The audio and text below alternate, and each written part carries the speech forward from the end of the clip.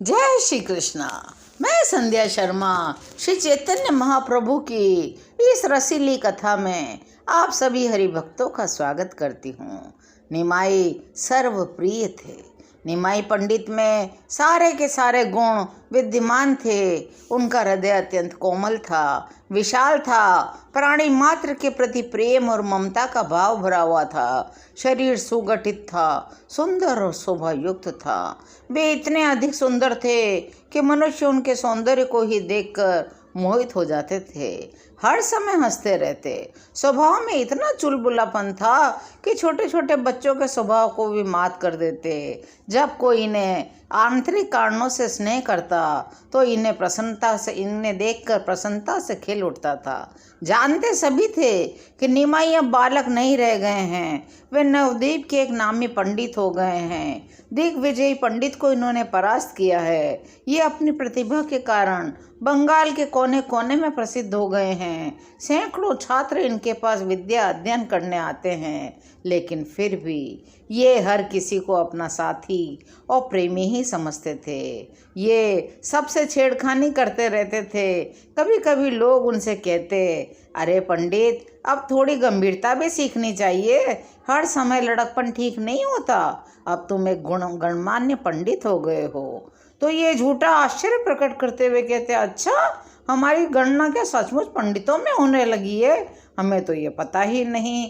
हाँ, ऐसी बात है तो कहीं किसी से जाकर गंभीरता जरूर सीखेंगे। और कहने वाला अपना सा मुंह लेकर चला जाता। ये विद्यार्थियों के साथ हंसते खेलते नगर में चारों ओर भ्रमण करते थे। जब भी ये नगर में भ्रमण पर निकलते, लोग इन्हें एकटक देखने लग जाते थे। इनका सुवर्ण के समान सुंदर शरीर था। हल्की सी बनियान पहने रहते। चौड़ी काली किनारी के नीचे तक लटकती हुई सफ़ेद धोती के ऊपर एक हल्के से पीले रंग की चादर ओढ़े रहते। मुंह में पान की बीड़ी और बाएं हाथ में पुस्तक, दाहिने हाथ में हल्की सी छड़ी। साथ में 10-5 विद्यार्थी और चले जाते और किसी कपड़े वाले के दुकान को देखकर कहते, उस पर जा बैठते। कपड़े वाला पूछता, कहिए महाराज, क्या चाहिए? तो ये कहते, जो यजमान की इच्छा हो दे दो, हम तो वही ले लेंगे। दुकानदार हंसी समझता चुप हो जाता और कोई कोई दुकानदार तो ज़बरदस्ती इनके सिर पर कपड़ा मंड देता। आप उससे कहते, लेने को तो हम लिए जाते हैं, किंतु हमारे पास पैसा तो है नहीं।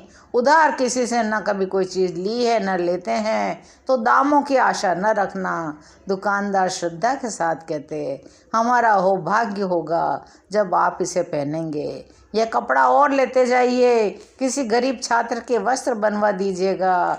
ये प्रसन्नतापूर्वक उन वस्त्रों को लाते। कोई कोई दुकानदार कटाक्ष भी करता, पैसा पास है नहीं और कपड़ा खरीदने को चले हैं। तो ये हंसते हुए कहते हैं, अरे पैसा ही पास होता तो फिर तुम्हारी ही दुकान कपड़ा खरीदने को रही थी क्या? फिर तो जी चाहता वहीं से खरीद लाते। कभी किसी गरीब वस्त्र बनाने वाले के यहाँ जाते, उसका थान देखते, दाम पूछते और कहते, दाम तो हमारे पास है नहीं, बोलो वैसे ही दे दोगे? वह श्रद्धा के साथ कहता, हाँ महाराज, ले जाइए, आपका ही तो है। इनके नाना जी का घर, नीलांबर चक्रवर्ती का घर, अहीरों के घर के पास था। वे दूध बेचने का व्यवसाय करते। आप अक्सर उनके घरों में चले जाते और किसी भी अहीर को देखते ही बोलते, मामा, आज दूध नहीं पिलाओगे क्या? इस तरह इन्हें बड़े सत्कार से लोग अपने घरों को ले जाते। सभी विद्यार्थियों के सहित इनका खूब सत्कार होता। कोई ताज़ा दूध पिलाता, कोई दही रख देता। कोई स्त्री को देखकर कहते, मामी, तेरा दही तो खट्टा है, अरे थोड़ी चीनी ही डाल देती तो स्वाद ही बन जाता। स्त्रियां चीनी लेने को दौड़ती, कहीं कहीं गुड़ के साथ दही पी लेते और हंसते हंसते अपने विद्यार्थियों के साथ में पाठशाला आ जाते। ये सीधे साधे वैष्णवों को और सरल स्वभाव वाले दुकानदारों को खूब छेड़खानी करते और दुकानदारों को भी इनके साथ छेड़खानी करने में बड़ा आनंद आता। एक पान वाले से तो इनका सदा ही झगड़ा बना रहता। ये उससे मुफ्ती पान मांगा करते, वो मुफ्त देने से इनकार कर देता तो ये अपने हाथ से उठा लेते। पान वाला कुछ कहता तब तक ये पान को चट कर जाते। इस तरह पान वाले को ऐसा करने में नित्य नया ही आनंद प्रतीत होता। पान वाला बड़ा सरल और कोमल प्रकृति का पुरुष था। वह इन्हें मन ही मन पुत्र की तरह प्रेम करता था। एक श्रीधर नाम के भक्त भी थे जो अत्यंत गरीब थे, परम वैष्णव थे। वे रात भर खूब जोरों के साथ भगवत नाम का कीर्तन करते। पड़ोसी इनसे बड़े दुखी रहते थे। श्रीधर नामक इस बूढ़े के कारण हम बड़े परेशान हैं। रात भर चिल्लाता रहता है। अरे भगवान का नाम ही लेना है तो मन में क्यों नहीं ले लेता। दिन भर दुकानदारी करता है, रात भर चिल्लाता रहता है। कोई इनके पास जाकर कहते हैं, बाबा भगवान बहरा थोड़ी ही है, ज़रा धीरे धीरे भजन किया करो। तो वे कहते, बेटा धीरे धीरे कैसे करूं, तुम सब लोग तो दिन रात काम में ही जुटे रहते हो, कभी भगवान का घड़ी भर को भी नाम नहीं लेते। अरे तुम जिह्वा से नहीं ले सकते तो कान से तो सुन लोगे। इसीलिए मैं जोर जोर से भगवत नाम का उच्चारण करता हूँ, जिससे तुम सबके कानों में भगवत नाम पड़ जाए। इस प्रकार ये किसी की भी बात नहीं सुनते और भगवान के मधुर नामों का उच्चारण करते। ये जो थे श्रीधर, ये केले के पत्ते और केले के भीतर के कोमल कोमल कौंपलों को बेचा करते थे। बंगाल में कोमल कौंपलों का साग बनाया जाता था। निमाई इनसे रोज ही आकर छेड़खानी किया करते। इनके खोल को उठा लेते और कहते, 1 पैसे के कितने खोल दोगे। वे कहते 4 देंगे। तब कहते, अजी 8 दे दो, सब जगह तो 8 बिक रहे हैं। तो श्रीधर कहते, पंडित ये रोज़ रोज़ की छेड़खानी अच्छी नहीं, जहाँ 8 बिक रहे हों वहीं से जाकर ले आओ। हमने तो 4 ही बेचे हैं, 4 ही देंगे।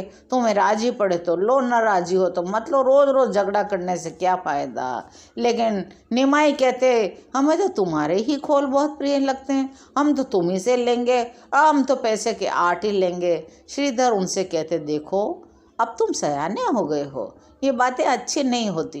तुम्हें हम 8 देंगे तो सब लोग 8 मांगेंगे, ऐसा है तो हम तुम्हें बिना ही मूल्य लिए खोल दिया करेंगे। निमाई बड़े हंसते और कहते, फिर कहना ही क्या है, नेकी और पूछपुर, मीठा और भर कठोता, हमें तो यही चाहिए। फिर कहते, श्रीधर तुम हमारी पूजा नहीं करते, माला हमें भी दिया करो।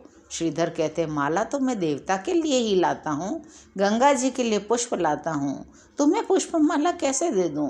तो निमाई कहते, सबसे बड़े देवता तो हम ही हैं, हमसे बढ़कर देवता और कौन हो सकता है। गंगा जी तो हमारी चरणों का धोवन है। श्रीधर कानों पर हाथ रख लेते, हाय हाय पंडित, पढ़े लिखे होकर ऐसी बातें करते हो, ऐसा करने से तुम्हें पाप लगेगा। आगे जा कर के यही श्रीधर महाप्रभु गौरांग के अनन्य भक्त हुए। इन्होंने अंत में ईश्वर करके इन्हें माना और अपने वाक्यों के लिए बड़ा पश्चाताप किया।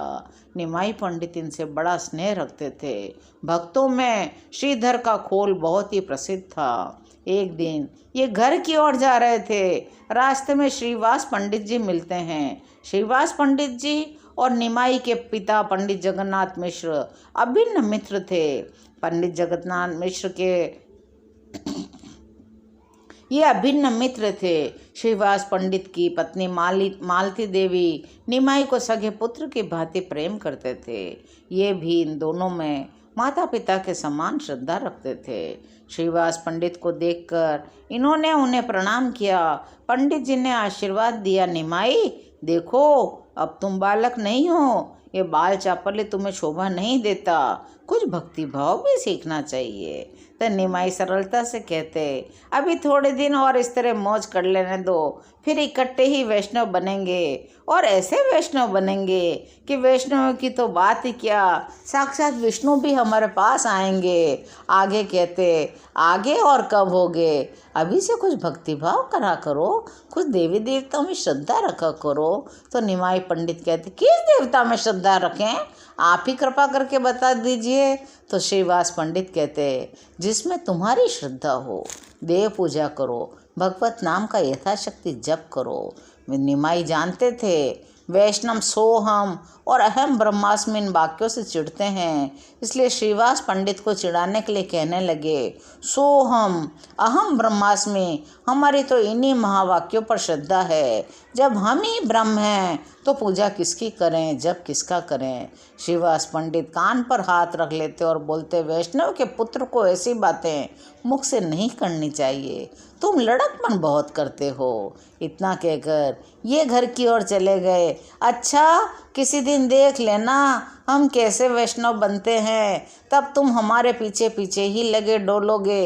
ये बात कही तो इन्होंने हंसी में थी। श्रीवास पंडित को कुछ इनकी बातों से आशा हुई। वे मन में सोचने लगे, यदि निमाई जैसा पंडित मेधावी सर्वप्रिय पुरुष वैष्णव बन जाए तो वैष्णव धर्म का देश भर में झंडा फहराने लगे, अनाथ वैष्णव भक्त सनाथ हो जाएं। श्रीवास जी ये सोचते सोचते गंगा जी की ओर चले जाते हैं। और आज की ये सुंदर कथा यहीं विश्राम लेती है। शेष कथाओं को सुनने के लिए चैनल को सब्सक्राइब करिए और मेरे साथ प्रेम से बोलिए, हरि बोल हरि बोल हरि हरि बोल।